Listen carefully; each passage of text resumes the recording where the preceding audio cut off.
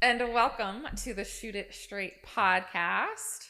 Again, I'm so excited about this topic today. We're going to talk about training intention, training with intention or without, and then also training intensity, which sound similar. Maybe if I knew the Latin root of the INT, I could unpack that for us.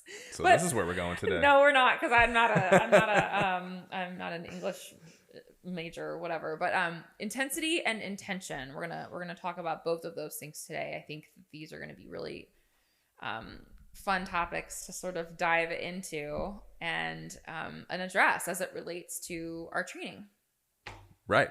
And especially with golf training too, like intensity is a very big part of what makes golf training different than your traditional workouts in the gym. Yeah. So maybe you should lead it off. I think because this came up even in our drive over here today with your, we were talking about your deadlifts, your high pulls, and how. Don't throw me out there like that. I'm throwing you out there. You can throw me out there too. I'm like you can throw me out as many times as you want. And again, always know. I think the caveat is like to know that we talk about these things because we want people to hear what sometimes are the thoughts in our own heads and the things that we come up against in our own training. Because even though we might know some things, we sometimes have to. Taking your own advice can be really hard, right? Very much so. And so you were telling me how you were like, man, I can't believe I used to pull 400 pounds in a conventional deadlift doing 5x5s. Although we didn't do that. You were maybe at like 3x5s at 405 or something like that not too long ago. Oh yeah, no, but like a few years ago, it was like we did 5x5s and I was like it was like 415 or something. Something happened when I turned like 30 and I've gone downhill ever since. I was over 30. Anyway, we did pretty high volume on our squats and our deadlifts doing like the Rippito 5x5 situation. And then this morning, you pulled that for your high pulls 5x5s and you were like, wow, you crushed it, but you were like, whoa, that was really heavy. And that was like, 24 inches off the ground. Yeah, I mean, it was so a thigh pull is like where you're just pulling it, and it's really great for golfers to create ground force because you're just pushing into the ground and it's a ton of weight and you're just kind of ripping it up. And it starts right around like knee and thigh height, and so you're not pulling it. And I'm short, so I'm only pulling it like 6 inches or something. Yeah, literally. I made it. It was on my videos, and like I'm pulling it from the rack, and it was hard. Like grab the bar, like the bar's like digging into my hands, and like it was hard. And it was like 425 pounds, and I did 5x5s of that, and it was hard. I just felt like the weight and like the intense feeling of like how much weight that was in my hands and on my shoulders and on my back. I feel fine, but when I was doing it, I was like, this hurts a little bit. This is hard. Well, now my question to you, like genuinely, we're playing golf today. We're literally going to go out on the golf course in about an hour and a half. Do you feel like your intensity level with your training this morning was appropriate? I do. Now, granted, I'm also experimenting with some of my programming right now. And yeah, we're going to find out, but I tapered it off at the end. I didn't go as hard like for the rest of the workout because like of how hard that was. Yes. And I'm stubborn. Like I probably should have taken some of the weight back off because it was that hard. Yes. I still had proper technique, all of that stuff, but yeah, it was harder than I anticipated. Yes. So I thought I was just going to rip that weight up. I truly thought like, oh, this is going to be no problem for me, but it's a little harder than I thought. Yeah. And I think, again, it goes back to like what we're talking about today, which is intensity and how it is important to sort of gauge. Some weeks are different than other weeks. Sometimes we have more energy than other weeks. Again, especially as women, I do feel like our cycle can play into that, but mostly it's like nutrition and sleep. How much have we been training earlier in the week compared to like later in the week? How much are we golfing? How much activity, how much stress is going on at work and in life? And so assessing intensity in your workouts is like pretty important. For sure. I have been feeling really good lately. Yeah. My sleep's been great. I've really dialed in my nutrition. Like my weight is like where I'm feeling really good about where my weight is. So everything is feeling pretty good. So I've been attacking the gym pretty hard. But yeah, with that said, like, yeah, that probably was a 10 out of 10 when I was hoping it would probably be like an 8. Yeah. Yeah. And so let's dive into that. Like, as far as intensity goes, that's a good way of looking at it, where we're either talking like what RPE, ratings of perceived exertion, or maybe we're just using another, I don't know, more subjective measurement, so to speak. It could be even just how long our training was. If is it a 90-minute session where we just in the gym for 2 hours crushing it, like whatever. A lot of different things can go into how you rate the intensity of a workout. Right. And so I would say, like, what my question to you is, like, what is your guidance on intensity levels throughout the week, and even speaking to your own programming, like what does that look like? Because obviously, I think maybe not obviously, but we do need to be careful. Our athletes need to be careful with going hard every single time they're in the gym. That's probably not the most effective strategy. Right.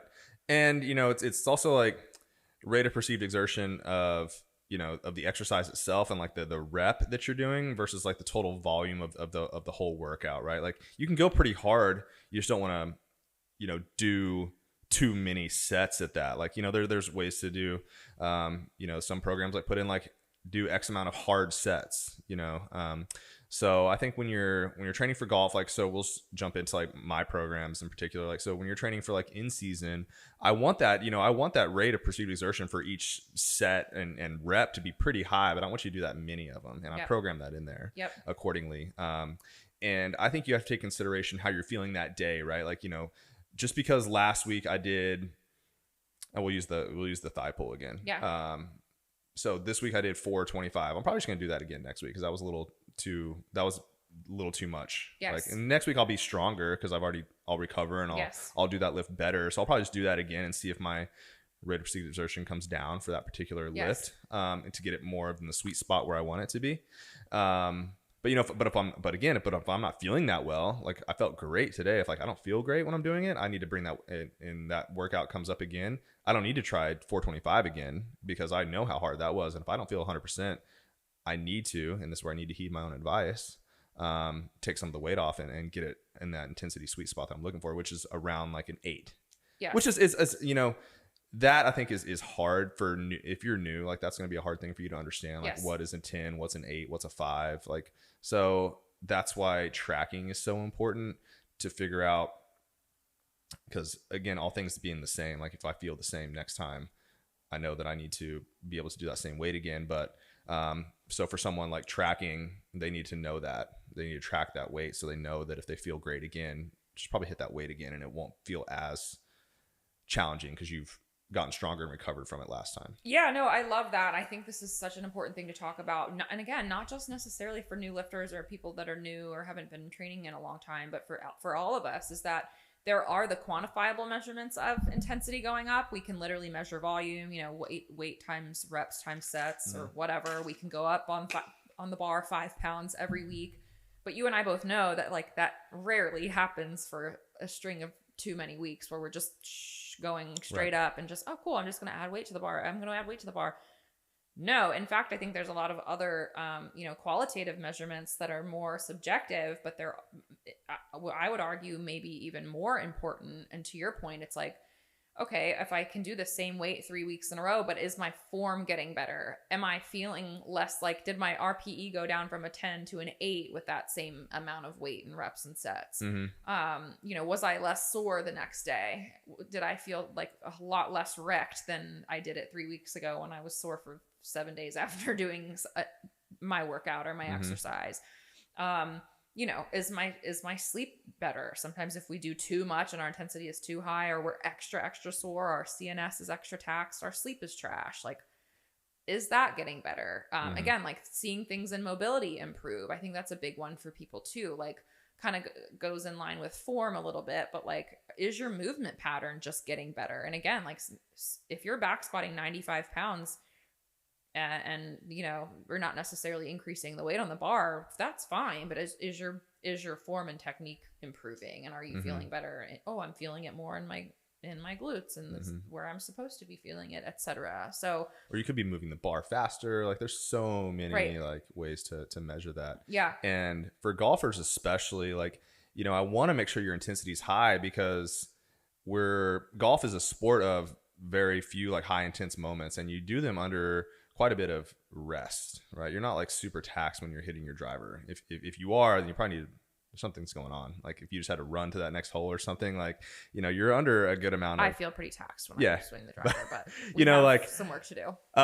And to get yourself to be able to swing faster, you have to train with adequate intensity. And so you have to be able to recover, and you have to be able to like really hit whatever movement it is, like jumps, for example, or med ball throws, like ones you're really trying to create a lot of power. This is like where the topic of intensity came for me. It was like when I watch people do these on Instagram or in the gym or whatever it is, like I watch them just slam the med ball around. I'm like, oh, they're kind of like, you know, like olaying that thing around, like, oh, here, let me just throw it over there, like nicely. Like, no, like we want this to be like kind of violent. Like I want you, like, if you're slamming it into the ground, like I need you to imagine that you're going to destroy that ball. If you're jumping, I want you to think about you're jumping as high as you possibly can. And that's the intensity we're looking for, right? So that's another part of like the, you know, and you can't really measure that, you know, but you just need to give it 100% and really go intense, because that's what's going to push you to change. Yeah, no, I love that. I was doing your program this morning, and I was doing the weighted goblet jump squats, and I caught myself, I was doing them in sequence, like at first when I was doing them. So to describe this without doing the actual movement, I was doing a jump squat with a kettlebell at my chest. And instead of pausing in between each one, the first set that I did, I was just jumping and jumping and jumping and jumping. And I was like, hold on a second. And this is where I feel like intention and intensity overlap a little bit.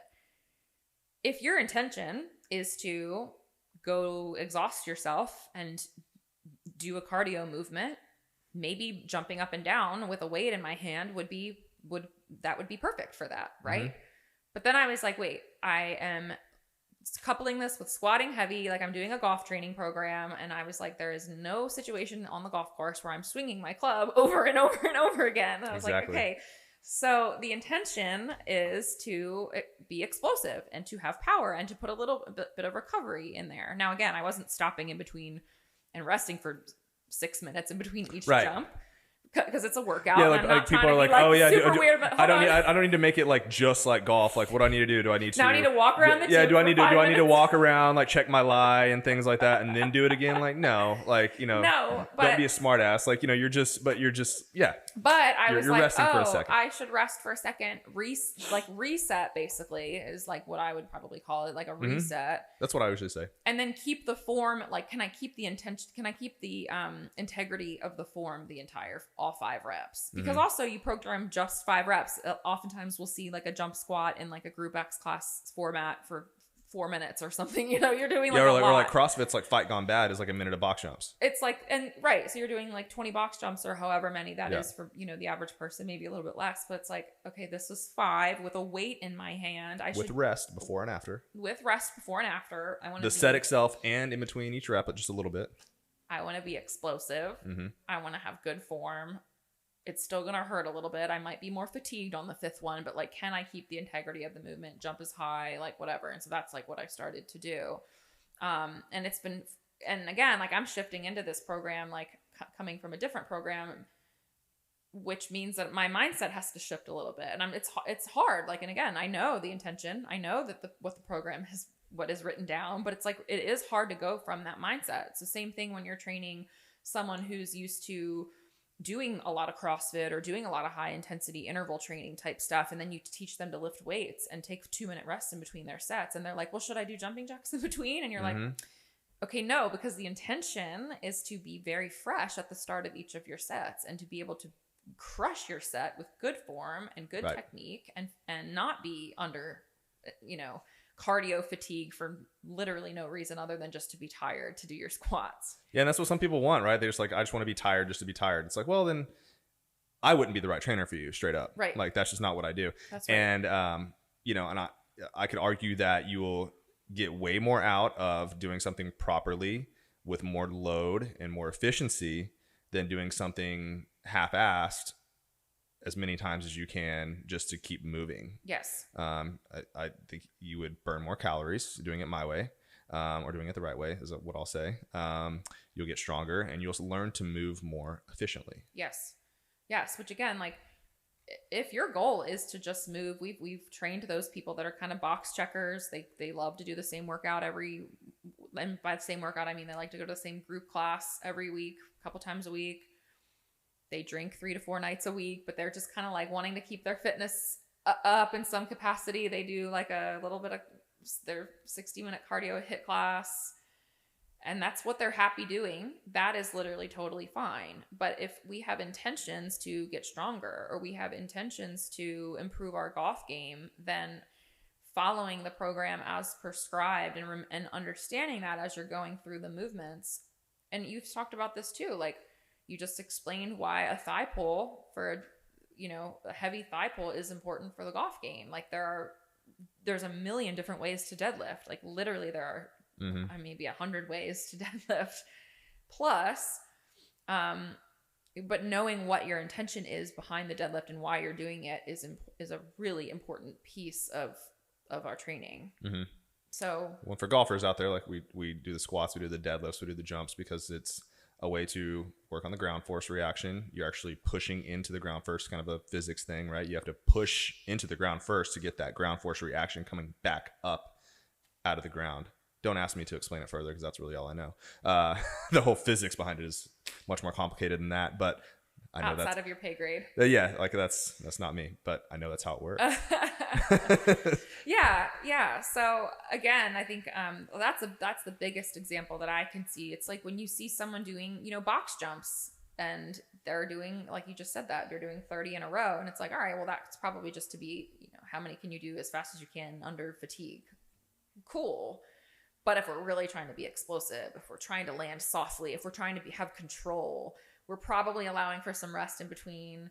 We're probably trying to really pay attention to our form. We might be lowering the box height so we can keep up our form and keep things stay. Well, yeah, and you'll just notice that you change your form to just check the box, right? To get up on the box, like, no pun intended, but I mean, you're barely going to be jumping, and you're going to be tucking your feet a lot more. So like, you're not actually like getting that ground force and jumping and pushing really hard. You're just finding a way to get up there faster. Yes. Which, if someone's going to pay you $1 million or something to get up and down off that box as fast as you can, yeah, then go ahead and figure out a way to do it. But our goal is to use the ground and get as much force and power as you can. Yes. Yeah. And the last thing I think that around intention that I wanted to hit on was just like, again, remembering, when you're at the gym, and it's so wild to be at a Globo gym right now and just seeing like what's happening in the room. It's really easy to be like, well, why is that person doing that? But at the same time, their intention might be 100% different than what you would do when in your training, right? Yeah, their intention might have been like, hey, let me get the hell out of my house this morning, right, and just go do something, right, before I drive myself crazy sitting here all day. Totally. And I want your intention to be, I'm using the gym as a tool to get better at the game of golf, and to make me a better human and a better athlete. Yes, totally. And I think that, again, there's no right or wrong here. It really does. Intention could be rehabbing an injury. Somebody's range of motion could be, really off on a certain movement, and you're watching them and you're like, what's that all about? But you just don't know like what they're training or what they're working on or whatever. But on the flip side of that, though, is like, if you do have goals to be stronger, to have a stronger back, to get stronger in your rows and have stronger lats, or have even like stronger core, which I think is the best example of them all, with as many ab movements as we see happening in the gym. It's like a lot of crunches. There's a lot of crunches happening, and like not a lot of six packs. So it's like, are we doing things the right way? Like, what is our intention with this stuff? Are we doing it because it's easy? Are we doing it because it's what we know and it's just like, it's simple because we've been doing it for 100 years? If your goals are specific and you want to get stronger and you want to build muscle and you want to rehab an injury, it might be time to start thinking about following a program from somebody who knows what they're doing, knows how to program, and can get you to your goals. Because like, I have a feeling there aren't a lot of box checkers out there. People treat their workouts like that, but if that's not what their intention is, that's not necessarily their intention. Right. People have goals out there. We see it. I see it. We see people on the ab machines. I see people like using all of their body weight to get a row up that's 40 pounds heavier than what they should be doing. Right. And we see this in the gym, the little ego lifting stuff that happens a lot, but it's like, check your intentions out. Do you want to hurt yourself and just be in the same place and look like you're the strongest person in the gym but have the shittiest form ever? Or do you want to accomplish a goal? Because that means that there's probably going to be a programming situation where you need to either hire a coach, get a program, look at your form and technique, take videos of yourself, get an assessment, and get serious about your training. Mm-hmm. And conveniently enough, those are all things we're going to be offering with our subscription, because 100%. with the Circle is going to be the part of the platform that we offer with my new golf subscriptions, and you can upload videos and we will check them for you. Yeah. Not to go off topic, but I figured that's a good time to throw that in there. Well, no, and I think this kind of wraps up our intensity and intention conversation. But Can I ask you a question though? I've never asked you this before. Oh. So Erika, she wears her sports bra and her shorts at the gym, visibly shows off that she has a six pack. Do people not come up to you and they're like, "Hey, you're over there squatting and deadlifting all the time and you have a six pack, but I spend all my time over here Never. on the abs and I don't have a six pack"? They don't come up to you, not because like Erika walks around you and it's like noticeable. She walks by, it's like there's a girl with a six pack that's walking by. I notice it. I know. I'm like, okay. No, I wear my shirt, but people don't. No, people don't say that. Sometimes I'll get like, wow, like whatever you're doing is working for you. But like people, I don't think that people put two and two together. No, I don't. Yeah. I've never had somebody that like is that intuitive or would say.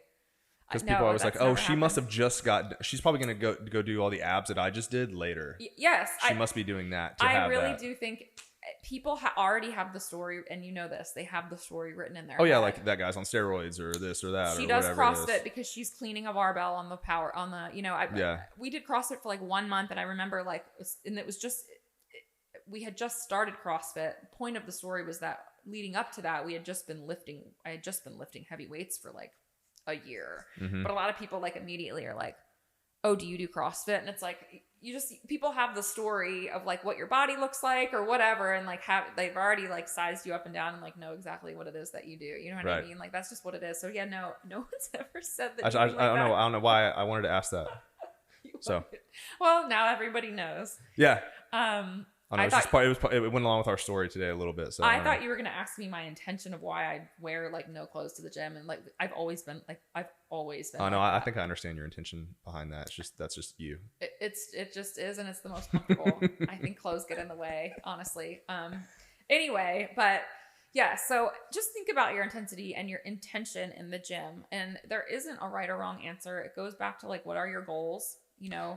And I think, sorry to cut you off there. Like, it's also like the type of equipment that you're using. Like make sure you're like, if you're doing my programs or like when you're jumping or slamming medicine balls and things like that, that you pick one that you can actually like, or pick an exercise, that you can perform with the appropriate intensity, right? Like if you pick something that's super complex and complicated, the intensity is not going to be there because it just becomes too complex. Yes. And maybe you're not that coordinated or that skilled, and that's perfectly fine because there's going to be something that fits you. Yes. That's out there that you can perform with the proper intensity. Yeah, though, that's really a good point, for sure. Yeah, just having that autonomy in your training, having a little bit of that self-awareness. You don't have to be a trainer to know this stuff. Just start to pay attention.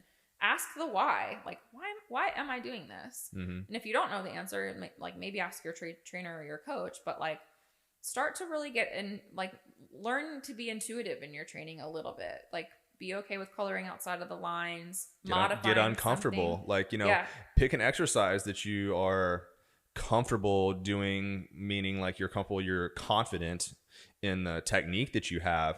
And then you need to get uncomfortable doing that exercise, right? Like I am 100% confident that I can back squat really well. I know how to do it perfectly, almost. Yeah, perfectly.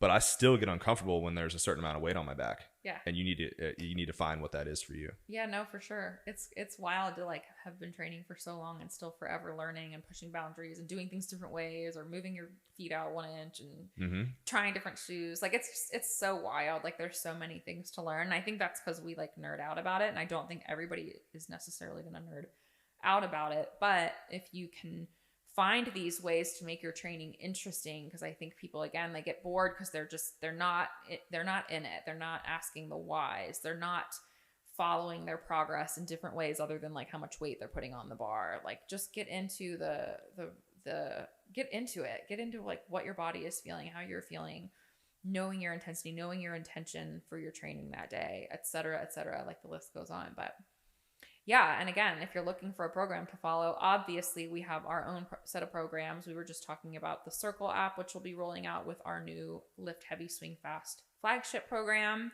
It will be a subscription-based program that teams can follow along, which means that everybody all around the world that's a Cody Wescott golf athlete will be following the same program at the same time, which we're really excited about.